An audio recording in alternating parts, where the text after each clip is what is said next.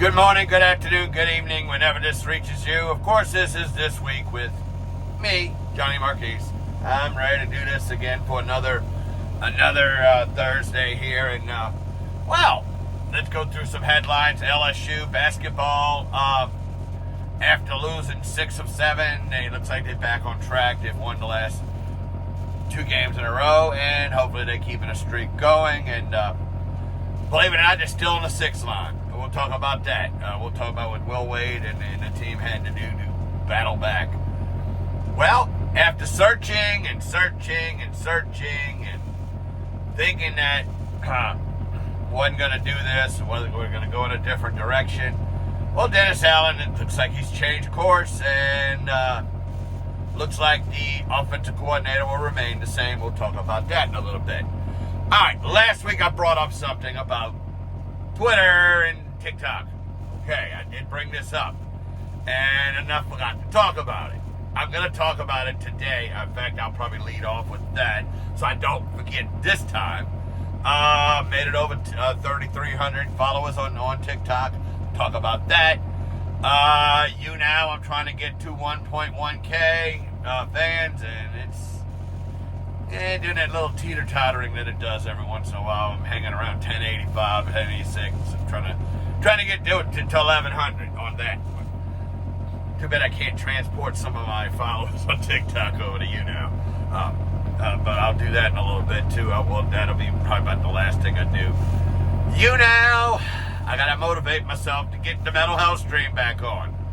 I looked at my computer yesterday and I looked at the bag and I'm like, do I bring it? And then I just didn't bring it. So I'm gonna work on that. I need to do that. But yesterday's stream went well. It did on TikTok. But I'll talk about that too. But I said I was gonna lead off with this stuff that's happening on Twitter and TikTok. Well. Okay. I just want. Before I get started, Quickie. Thank you for everything, and can't wait to see you in June. All right.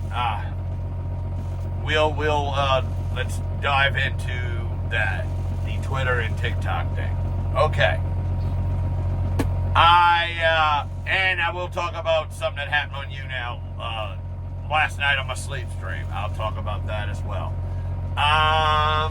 Okay. Let's get started. I said I was going to do this. TikTok, there's women with the cleavage and the showing, the big gigantic, what's, trying to follow you, and you know what that is, and a lot of times it's also bots. So you got to remember that. And I think I'm hitting bots over on Twitter too, because I've been getting all these women trying to say, "Oh, do you want this?" And you got asses the size of freaking Texas saying that, "Oh yeah, look, you can have this," and I'm like, I'm not into that. Not anymore. So send it to the wrong person. So I've been doing a lot of blocking on Twitter as well. So it is what it is. You do what you got to do. But it is getting ridiculous. It's like TikTok and Twitter, clean up your act, please. Supposedly, TikTok, they did a new terms of service, and they're going to supposedly, and as I put it in air quotes, take care of the LGBTQ community now. We'll see if it actually happens. And quit coming on my lives. And please, nobody come on my live and say, "Look at the camera so I can finish." Ew! Oh my God! You doing that to me? Cuckoo. Sorry, I had to laugh about that one. Okay, I'm gonna talk about this real quick. There's a guy on that. It's supposedly, I guess, he's been putting hearts in my thing and little blowing, kissing and stuff. I'm like, hold on. Not in the market. Sorry. Yeah, that happened last night on my sleep stream. So, anyway, let's talk about some sports. I talked about all this crazy stuff. After losing 6-7, after Will Wade coming on going on his Monday press conference talking about how and I got a sinus infection.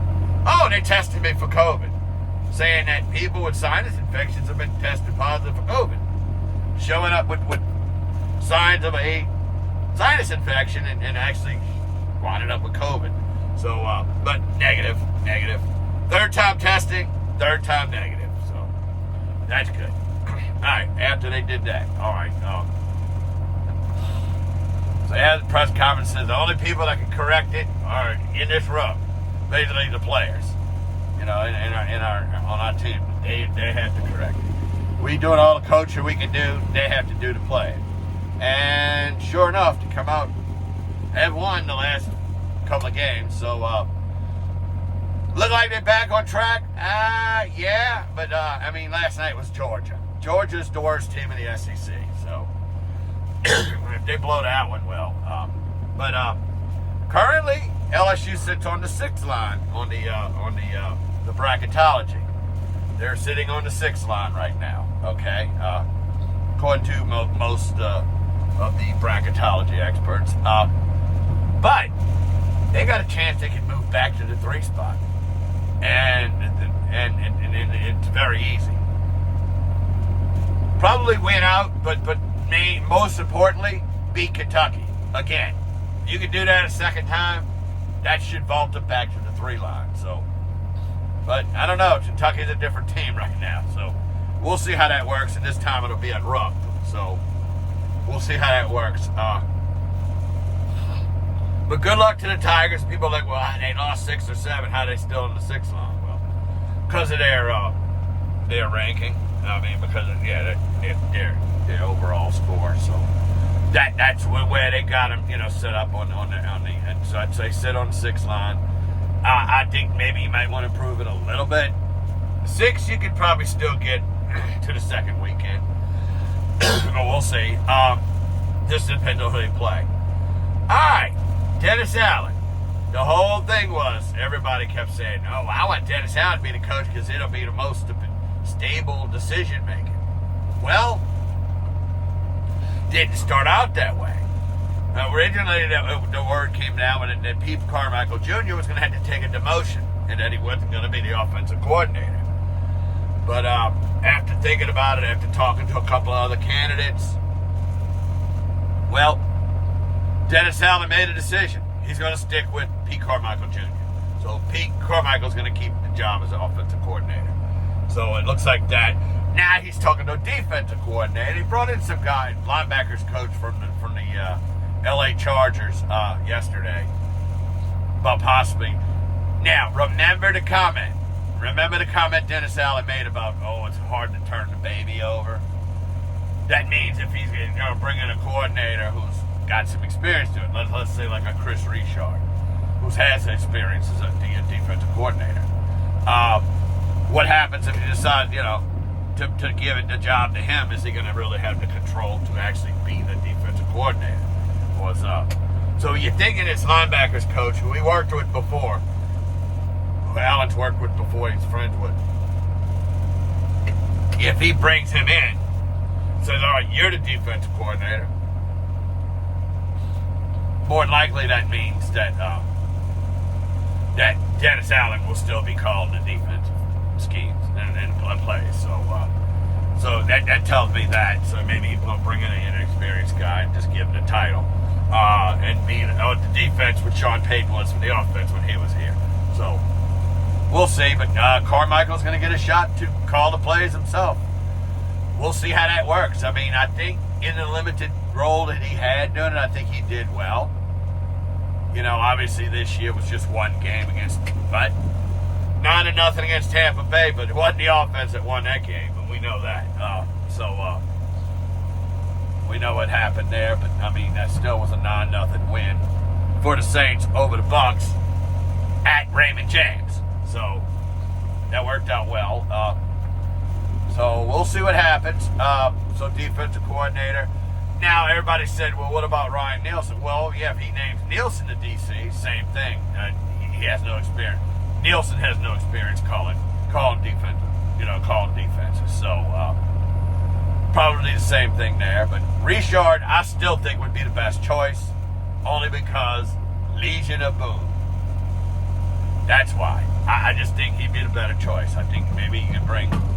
I think the Saints had the personnel to run that Seattle defense. I really do. I think that the personnel in place that can run it. You just need to re-sign. Re-sign Williams. I mean, that Marcus Williams. You got to get that done. That has to get done. So hopefully that gets done and things work out. But we're in the off season now. I mean, and congratulations to the Los Angeles Rams. I'll give you credit where credit's due. And happy for Andrew Whitworth, for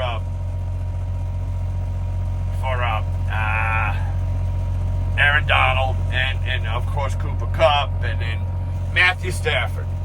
Finally leaves Detroit, gets away from a bad situation, wins his first Super Bowl. So congratulations to the Rams. And Sean McVay might be leaving. Now this is the funny part. Sean Payton saying, I'm here for interviewing for jobs. He kept saying network television jobs. Well, it just so happened now Sean McVay is weighing his future options. He may leave. Can you imagine if this team that, Roger Goodell had to have in Los Angeles, had to have him there, and they had to win the Super Bowl there. Can you imagine his most hated coach, the one he hates the most, is Sean Payton? Couldn't you imagine Sean McVay leaves, Sean Payton goes in? What's Goodell going to say then? Well, Goodell might just eat his words. I don't know. But then we'll see if his anger was actually towards Sean Payton or really towards the Bensons. And that's why he continues to have the hard on for New Orleans. So we'll see. TikTok hit 3,300. I'm like 33. I think I'm at 3350. I thought it was 58 or something like that. That's all last. So on my way to 34. Have to get to 10K before I can be monetized. So hopefully I get there one day soon. But I'll celebrate my 1 year on TikTok on my birthday, March 17th. I'll be 59 years old, and I don't know. And I may actually do a YouNow stream on my birthday as well. I'll see how that works. I did put it on the calendar, on the YouNow official calendar, so we'll see. So we can do that now.